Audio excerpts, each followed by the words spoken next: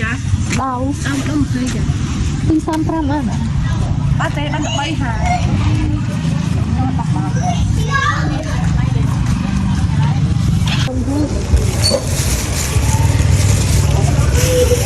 លោក3ហ៎យក2ណាចា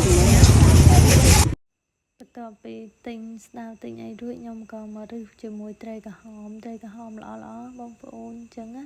ពេលអញ្ចឹងរឹសយកត្រីក្រហម2ត្រីលានីន2ឲ្យចាយក៏ធ្វើឲ្យថ្លឹងឲ្យពេលអញ្ចឹងត្រី2ហ្នឹង1គីឡូ3ខាំពេលអញ្ចឹងទៅនេះត្រីស្រែបងប្អូនល្អខែនេះសម្បូរត្រីស្រែទិញត្រីរួចខ្ញុំក៏ហួសមកទិញចេកចៀនមួយខ្ញុំប្រចាំបងប្អូនចេកចៀនអ៊ំក៏ឆ្ងាញ់ណាឡើងស្រួយមិនដឹងគាត់លាយម្សៅមិនតែបានស្រួយល្អហើយផ្អែមចេកចៀនដលងចៀនទិញចេកចៀន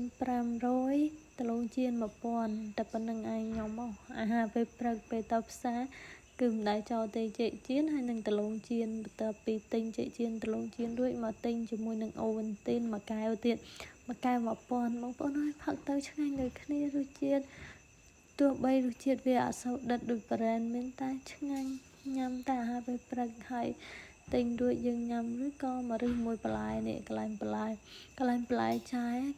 នៅហៅពួកចាយហ្នឹងមួយចាគឺណាពេលចឹងបន្លែគាត់លក់ធូរថ្លៃបងប្អូនមួយគាត់ច្រើនណាពេលចឹងទៅគេឡាយថ្លឹងគេមិនតាន់ថ្លឹងឲ្យខ្ញុំមកពេលចឹងឈោមើលឆ្វេងមើលស្ដាំសិនចឹងមិនដឹងឡាយចាំគេគិតលុយហើយបន្ទាប់ពីនេះរួចយើងក៏បានមកដល់ផ្ទះវិញហើយបងប្អូនថ្ងៃនេះទិញអីវ៉ាន់រឿងច្រើនតិចថ្ងៃនេះលក់ច្រើនណោះពេលចឹងទៅទិញអីវ៉ាន់អស់សពគ្រប់ទៅលើអីវ៉ាន់លើអីទុកក្នុងផ្ទះពេលចឹងអីវ៉ាន់ច្រើនពេកខ្លាញ់មកក្ដុំផងពេលចឹងលើតែឯងឡើងបាក់អូផងបងប្អូនធ្ងន់ពេកហើយក៏ថងស្នាងហើយថងរៀងស្វិត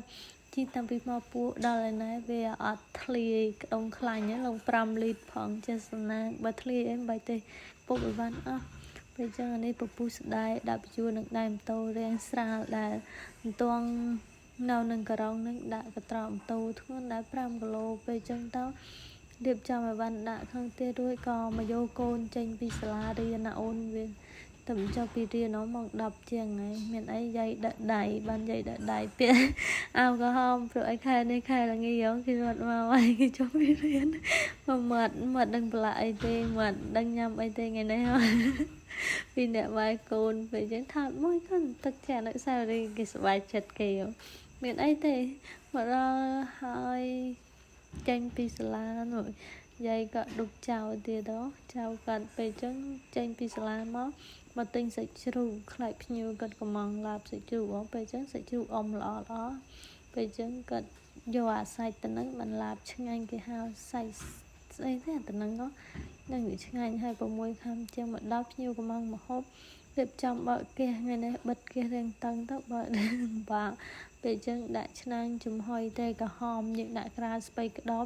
ដើម្បីពេលត្រីយើងឆ្អិនទៅវាអត់ជាប់ស្បែកត្រីនឹងជាមួយនឹងឆ្នាំងបងប្អូនពេលចឹងយើងចាប់ផ្ដើមញ៉ាត់គ្រឿងទៅមានអីបាក់ទេ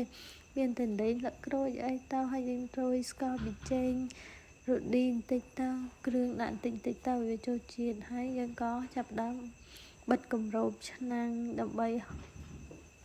ចំហុយត្រីនឹងឲ្យវាឆ្អិនណាបងប្អូនហើយក៏ខ្ញុំមកបុកជាមួយនឹង